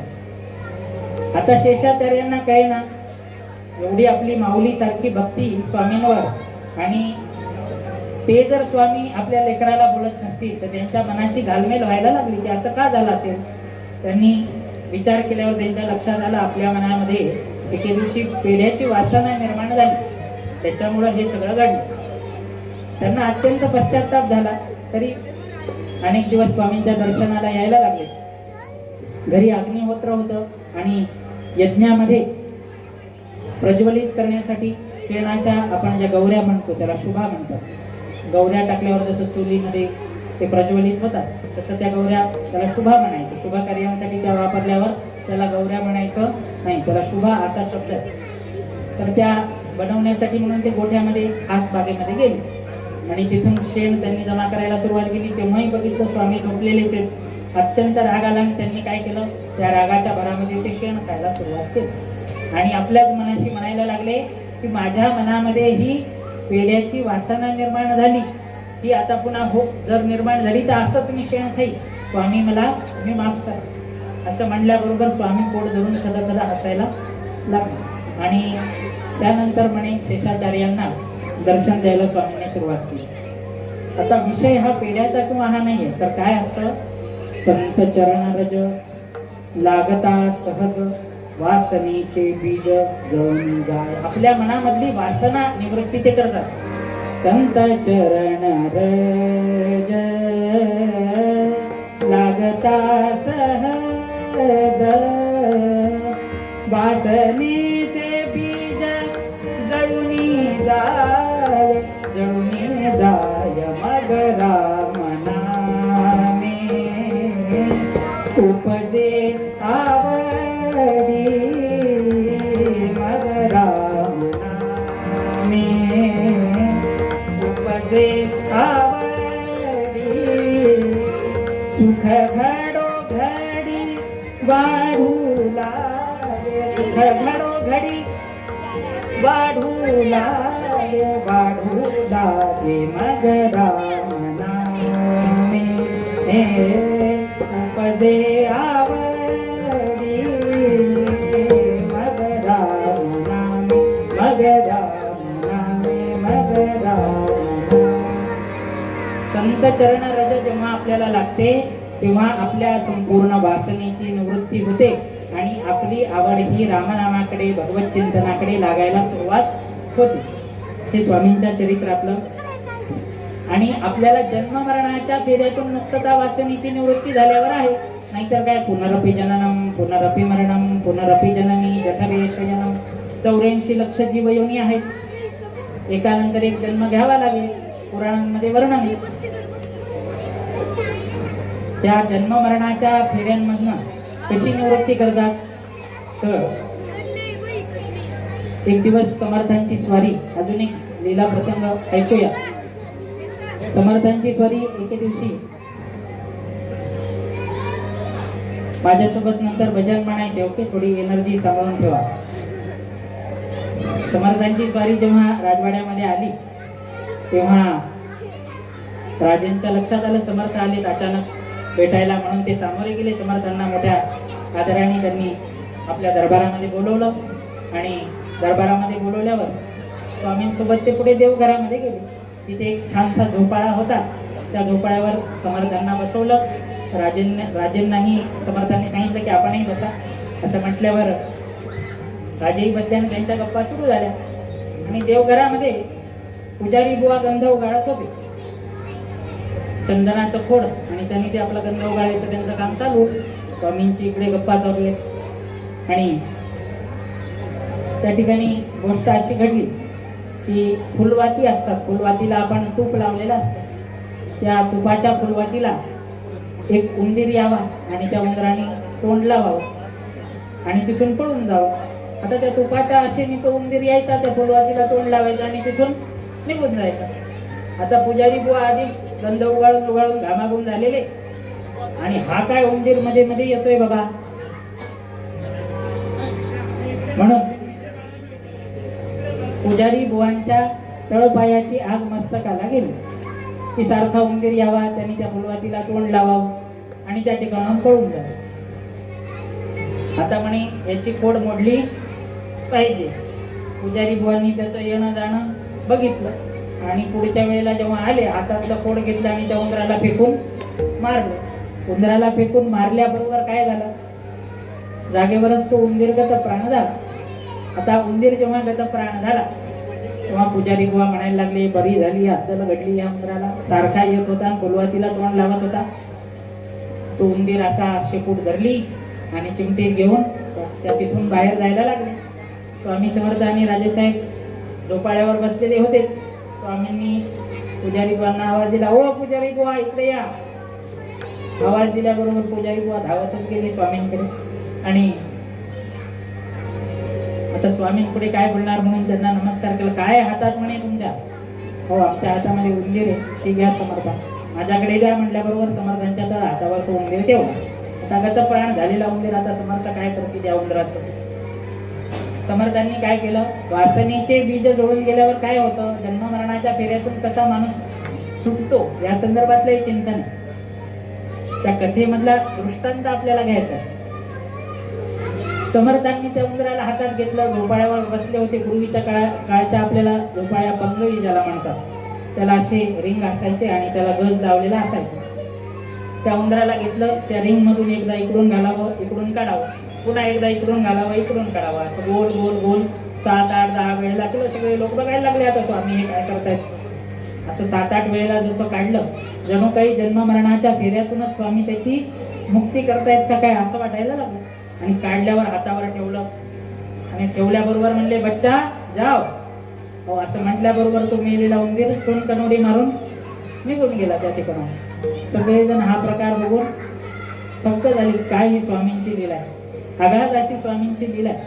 म्हणून वासनेचं बीज जेव्हा आपल्यामधलं निघून जाईल तेव्हा आपली त्या जन्म मरणाच्या फेऱ्यातनं मुक्ती होईल. म्हणून आपण परमार्थिक प्रत्येक गोष्ट ही आपली, जसं आपण तारक मंत्रामध्ये बघितलं, प्रत्येक घटना जीवनाची आपण स्वामींसोबत जोडून बघितली. जसं मी सांगितलं, आपले जर पंच ज्ञानेंद्रिय कर्मेंद्रिय जागृत असतील, आपण आल्यावर सांगितलं की काय, अहो ही सगळी योजना असते. बस जर माझं चित्त जागेवर असेल तर मला हा सुद्धा एक उपदेशच आहे की जर चित्त जागेवर नसेल तर ते साधं बोलणं झालं माझ्यासाठी. म्हणून पावित्र्य आपल्या ठिकाणी आपल्याला निर्माण करायचं, दुसऱ्यांना उपदेश करायचा, जे काही सुधारणा करायची. परमार्थाचा पूर्ण मार्ग कशासाठी आहे मी सांगितलं, निशंक होई रे मना. दुसऱ्याला सांगितलंय का, अरे तुझं मन शुद्ध कर, सांगितलंय का? माझं मन शुद्ध झालं पाहिजे, माझं मन निशंक झालं पाहिजे, माझं मन निर्भय झालं पाहिजे. नाही तर प्रत्येक जण दुसऱ्याला उपदेश करायला. एकदा पुण्यामध्ये माटे बुवांची कथा होती. स्वामींच्या चरित्राची अजून एक कथा सांगतो आणि सेवेला विराम घेऊया. माटे बुवा म्हणून प्रसिद्ध वेदांती होते आणि त्यांची कथा अक्कलकोटामध्ये ठरली. आणि ह्या माटे बुवांची स्वामींच्या ठिकाणी अत्यंत निश्चिम अशी भक्ती. त्यांचा भागवताचा सप्ताह ठरला आणि सप्ताह ठरल्यावर तिथे एक मोठी आश्चर्याची गोष्ट म्हणजे स्वामीच्या सप्ताहाला नित्य जायला लागले. नाहीतर सर्वसाधारण स्वामींच्या लीला प्रसंगामध्ये असं आपल्याला दिसतं, स्वामी कुठल्याही कथा कीर्तनाला फारसे जात नसत. म्हणजे पण माटेबुवांच्या कीर्तनाला ते 7ही दिवस गेले असं म्हणतात. का जात नसतो? गेले तर काय करायचे म्हणे, स्वामी एखाद्याच्या कीर्तनाला गेले, आमच्यासारख्या बुवांच्या कीर्तनाला जर गेले तर म्हणे त्याचे पूर्ण ताशेरे ओढून काढायचे, त्याच्या अज्ञानाची सगळी निवृत्ती करायची. कारण भावाशिवाय नुसती कोरकट बडबड काही कामाची नाही. आपल्यामध्ये जर तो भाव नसेल तर हे काय पाठांतराला काही अर्थ. आपण बघितलं पहिल्या चरित्रात विष्णुबुवा ब्रह्मचार्यांच्या. तर सहसा ते अज्ञानी लोकांवर ताशेरे ओढायचे आणि ज्ञानाचं प्रज्वलन करायचं. म्हणजे संतांचं हा कार्य त्याच्यासाठी असतं की ज्ञानाची सगळीकडे ज्योत जागवण्यासाठी, उद्धारासाठी आली. तर ह्या माटीबुवांच्या सप्ताहाला तर समर्थ यायला लागले म्हणून त्यांच्यासाठी एक मोठं उच्चासन तयार केलं. कोणीच आसनावर जेव्हा समर्थांची स्वारी यायची सगळ्यांनी तिथे नेऊन समर्थांना बसवावं आणि समर्थांनी असं मांडी घालून बसावं. आणि जेव्हा समर्थ त्या कीर्तनाला यावे तेव्हा माटेबुवांनी विषय प्रतिपादन करावा. आणि त्या कीर्तनाला काय रंग चढत असेल महाराज, ज्या कीर्तनामध्ये प्रत्यक्ष समर्थांची उपस्थिती असेल तिथे आनंदाला काही पारावार नाही, तिथे अत्यंतिक आनंद आहे. असं म्हणतात म्हणजे असं आहेच आहे की संत श्रेष्ठ नामदेव महाराज जेव्हा कीर्तन करायचे तेव्हा काय व्हायचं म्हणे, तर प्रत्यक्ष पांडुरंग त्यांच्या कीर्तनात नृत्य करायचे. परब्रह्म पंढरीश पांडुरंग हे नामदेव महाराजांच्या कीर्तनामध्ये नृत्य करायचे. त्याचं प्रमाण असे, नामदेव कीर्तन करी कीर्तनी नाचे पांडुरंग. आणि केवळ नृत्य करायचे एवढंच नाही, अहो भगवंत सुद्धा नाचत असतीलच, पण प्रत्यक्ष कैवल्य साम्राज्य चक्रवर्ती असणारे ज्ञानेश्वर माऊली यांनी टाळ घेऊन नामदेव महाराजांच्या कीर्तनाला उभा राहा. हा संतश्रेष्ठ नामदेव महाराजांचा अधिकार. आद्य कीर्तनकार म्हणून, आद्य नारद भक्तीचे प्रणेते म्हणून सुद्धा नामदेव महाराजांकडे सगळे निर्देश करतात, सगळे विद्वान लोक, सगळे मोठे संत लोक. तर माऊलींनी ज्यांच्या कीर्तनात टाळ घेऊन उभा राहावं, परब्रह्म पांडुरंगाने ज्यांच्या कीर्तनात नाचावं, त्यांच्या कीर्तनाचा अधिकार काय असेल. पण परिस्थिती एवढी प्रतिकूल महाराज, सुंबाचा करदोडा, काशाची लंगोटी आणि नामा वाळवंटी कीर्तन करी. आम्हाला घालायला एवढे पांढरे शुभ्र कपडे, त्याच्यावर मॅचिंग आम्हाला सगळे उपरणे, डोक्याला टोपी. आजच्या कीर्तनकाराचं काय थाटे. पण एवढी प्रतिकूल परिस्थिती असताना पण त्यांच्या कीर्तनाचा काय अधिकार महाराज, की प्रत्यक्ष पांडुरंगाने नाचावं कीर्तनामध्ये, माऊलींनी टाळ घेऊन उभा राहावं. आमच्यासारख्यांच्या कीर्तनाला लोकांना या ए विंगचे लोक, बी विंगचे लोक, सी विंगचे लोक सगळेजण म्हणजे बोलून सारखं सारखं आणावं लागतं. हे जर काही सिद्ध महात्म्य असले असते तर बोलवायची गरज सद्गुरुनाथ महाराज की. पण एके ठिकाणी आमचं 10 दिवस कीर्तन आणि असे आम्ही 900 कीर्तनकार महाराज. आणि कीर्तनाला गेलो. आता कीर्तनाला गेल्यावर लोक सन्मान वगैरे करतात, हार वगैरे घालतात, आदर सत्कार करतात. त्या नारदीय गादीचा तो सन्मान आहे. आमच्यासारख्याचं काय महत्व, काय मनोरम महाराज. सद्गुरुनाथ महाराज की. आता कीर्तनाला सुरुवात झाली. पहिला दिवस झाला कीर्तनाचा. आणि एक वृद्ध गृहस्थ त्यांनी यावं, कीर्तन झाल्यावर दर्शन घ्यावं, काय 500 रुपयाची दक्षिणा समोर ठेवावी आणि निघून जावं. आता एवढी दक्षिणा मिळाली. नवीन महाराज, चांगलं प्रोफेशन आहे म्हणे बाबा, पैसे मिळतात. सद्गुरुनाथ. पहिला दिवस झाला. दुसऱ्या दिवशी सुद्धा ते सद्गृहस्थ आले. पुन्हा त्यांची तीच क्रिया, त्यांनी ती दक्षिणा ठेवावी, आम्हाला नमस्कार करावा, निघून जावं. तिसऱ्या दिवशी आता चौथ्या दिवशीपासून आम्हीच बघायला लागलो, काका कुठे घरची लाचावले म्हणा लागली से गोडी, अशी अवस्था कीर्तनकारांची आमच्यासारख्या. मग आम्ही शोधायला लागलो, हा काका आले म्हणजे काय अर्थ नाही, आता कीर्तन छान होणार. बरं, असं झालं सगळं. 10व्या दिवशी मी विचार केला, आपण काकांना विचारूया. आपल्या ज्ञानामध्ये भर पडलेली दिसते, एवढे वयोवृद्ध गृहस्थ एवढा ऐकतात, मन लावून तल्लीन ते ना. म्हणून 10व्या दिवशी जेव्हा आले त्यांनी त्यांचं जे काही नैमित्तिक करणं होतं ते केलं. आणि मी म्हणलं, काका नमस्कार. म्हणलं, हो नमस्कार महाराज, नमस्कार. बरं, काय म्हणलं, काका आपल्याला कीर्तन फार आवडलेलं दिसतंय माझं. हो महाराज, अहो आपलं कीर्तन किती छान आहे. अहो म्हणलं, काय आवडलं काका, एवढे वयोवृद्ध आहात, अनेक कीर्तन ऐकली असतील अनेक लोकांची, आपण मला थोडं मार्गदर्शन करा, काही चुकलं असेल. कारण काय माहित होतं, रोज एवढी दक्षिणा देतात, काही आपल्याला चुकीचं. माणूस कधी विचारतो चुका सांगा, जेव्हा माहित असतं नाही हा चूक सांगणार, परत सांगू लागला तर आवडेल का. हो सद्गुरुनाथ महाराज की. म्हटलं काका काय आपल्याला काय आवडलं ते तरी सांगा. अहो महाराज काय सांगायचं म्हणे, तुमच्या कीर्तनाचा आनंद. कीर्तनाला आलो की जे झोप लागायची ते कीर्तन झालं की जाग येते म्हणे. जय विठ्ठल झालं की मला जाग. सद्गुरुनाथ हे आमच्या सारख्यांच्या कीर्तनाची रंगत. म्हटलं काका पण हे सगळं ठीक आहे, अहो काय सांगायचं म्हणे महाराज, रोज मला निद्रानाशाचा रोग आहे आणि निद्रानाशाच्या रोगामध्ये काय होतं म्हणे की अजून एक प्रसंग आठवते, सांगू का? थोडासा वेळ अजून वाढेल. तर निद्रानाशाच्या प्रसंगामध्ये असं होतं म्हणतात की झोप मला येत नव्हती तर 4 दवाखाने फिरावं लागायचं रोज आणि त्याचं सगळं बिल व्हायचं म्हणे 5,000 रुपये. अहो पण तुमच्या कीर्तनाचं सोपं आहे म्हणे, 500 रुपयामध्ये माझी पिढा. त्याच्यामुळे तुमचं कुठे असेल तर मला नंबर देऊन ठेवा, तुमचे कोणी असिस्टंट असतील त्यांचाही नंबर देऊन 500 रुपयामध्ये काम व्हायला लागणार नाही. सद्गुरुनाथ महाराज की. त्या आयुर्वेदामध्ये ह्या निद्रानाशाच्या संदर्भात असं सांगतात, एक व्यक्ती होती त्यांना झोप यायची नाही. अनेक प्रकारचे औषधोपचार केले, ॲलोपॅथी झाली, होमिओपॅथी झाली, गंडे दोरे झाली, मांत्रिक झाले, तांत्रिक झाले, झोप काही लागायला तयार. मग काय करावं? आयुर्वेदाचा शेवटचा उपाय म्हणे. आयुर्वेदाने सांगितलं की सिद्धस्य लक्षणांनी साधकस्य साधनानी भवन्ति. सिद्धांची लक्षणं ही साधकांसाठी साधनभूत असतात. मग ज्याला झोप येते असा माणूस धरावा. कुठं भेटेल? आमच्यासारख्यांच्या कीर्तनातून कोणी एक उचलून घेऊन जावा आणि बघावं. मग त्याला झोप येते, मग काय त्याच्या लक्षणांचा अभ्यास करावा. ज्याला झोप येते तो कोण झाला? सिद्ध झाला. आणि ज्याला झोप येत नाही तो कोण झाला? साधक. ज्याला शिकायचं झोप कशी यावी. मग त्यांनी काय केलं? आयुर्वेद सांगतं म्हणे तो जसा झोपतो तसा आपणही झोपावं. समजा तो एका अंगावर झोपला तर म्हणे आपणही त्याच्यासारखं बघून झोपावं. त्यानं जसे डोळे मिटले तसे आपणही डोळे मिटावे. कायमचे नाही, थोड्या वेळासाठी झोपे पुरतं. सद्गुरुनाथ महाराज. त्याने जशी श्वासाची गती मंद केली तशी आपणही श्वासाची गती असं करत गेल्यावर म्हणे सिद्धस्य लक्षणांनी साधकस्य साधनानी भवन्ति. मग त्या माणसाला झोप यायला लागते. तसं आपण संतांच्या लक्षणांचं जर चिंतन केलं तर आपण का संतरूप नाही होणार? आपणा सारिखे तरी ती साधना.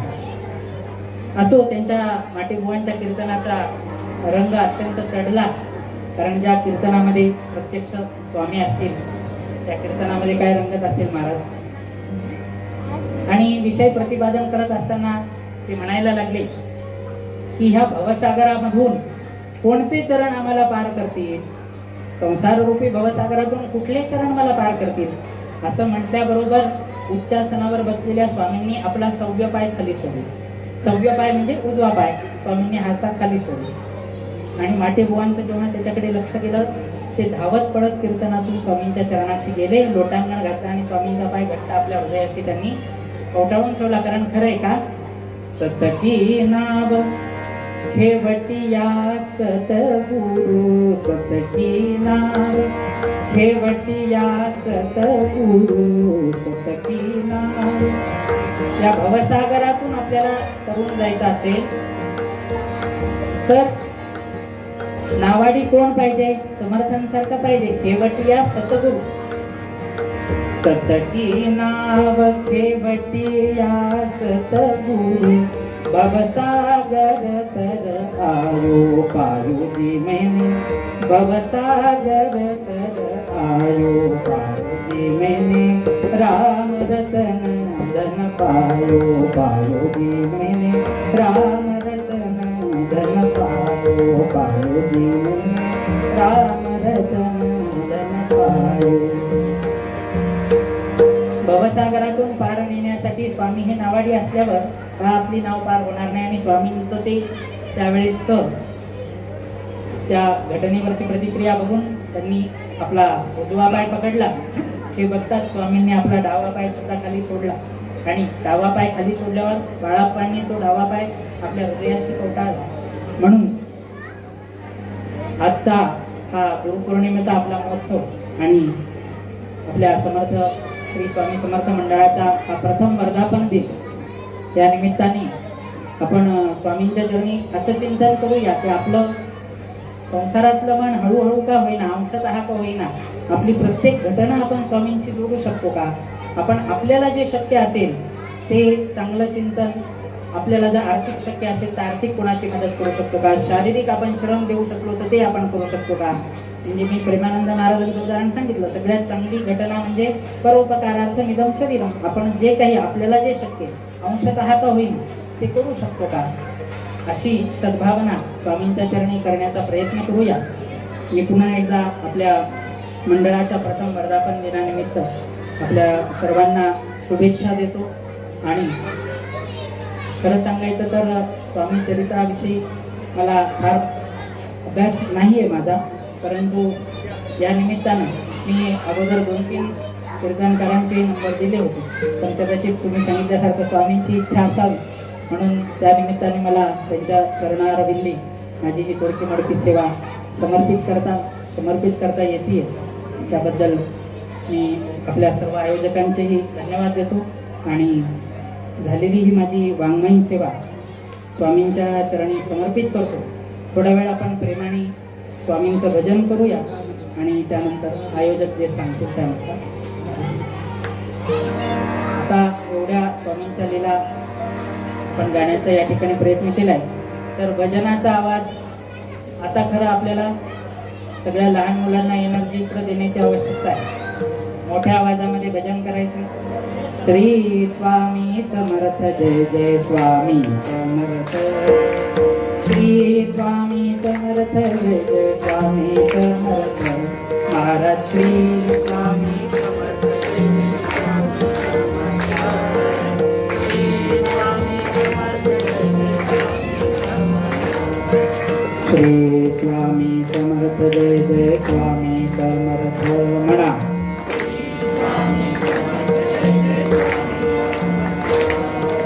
श्री स्वामी समर्थ, जय जय स्वामी समर्थ. श्री स्वामी समर्थ, जय जय स्वामी समर्थ. श्री स्वामी समर्थ, जय जय स्वामी समर्थ.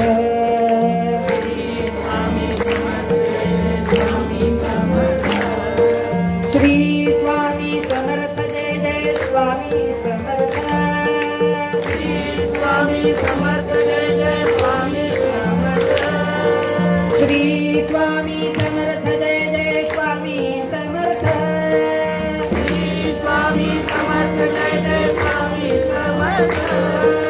श्री स्वामी समर्थ, जय जय स्वामी समर्थ. श्री स्वामी समर्थ, जय जय स्वामी समर्थ. महाराज श्री स्वामी समर्थ, जय जय स्वामी समर्थ. श्री स्वामी समर्थ, जय जय स्वामी समर्थ. श्री स्वामी समर्थ. श्री स्वामी समर्थ. श्री स्वामी समर्थ. श्री स्वामी समर्थ. श्री स्वामी समर्थ. श्री स्वामी समर्थ. श्री स्वामी समर्थ. श्री स्वामी समर्थ. श्री स्वामी समर्थ. श्री स्वामी समर्थ. श्री स्वामी समर्थ. श्री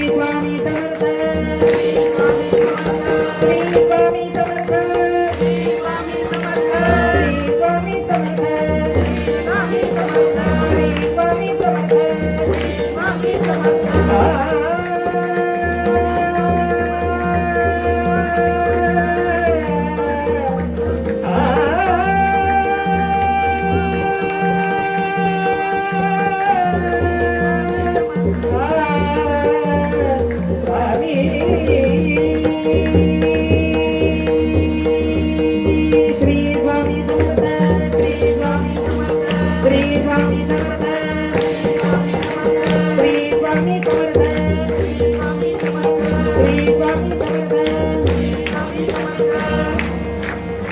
उजव्या बाजूचा आवाज चांगला येतो, मागचा आणि डाव्या बाजूचा येत नाही.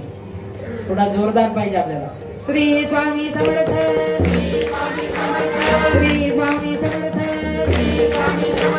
श्री स्वामी समर्थ. श्री स्वामी समर्थ. श्री स्वामी समर्थ. श्री स्वामी समर्थ. श्री स्वामी समर्थ. श्री स्वामी समर्थ. श्री स्वामी समर्थ. श्री स्वामी समर्थ. श्री स्वामी समर्थ. श्री स्वामी समर्थ. श्री स्वामी समर्थ. श्री स्वामी समर्थ. श्री स्वामी समर्थ. अनंत कोटि ब्रह्मांड राजक राजाधिराज योगिराज महाराज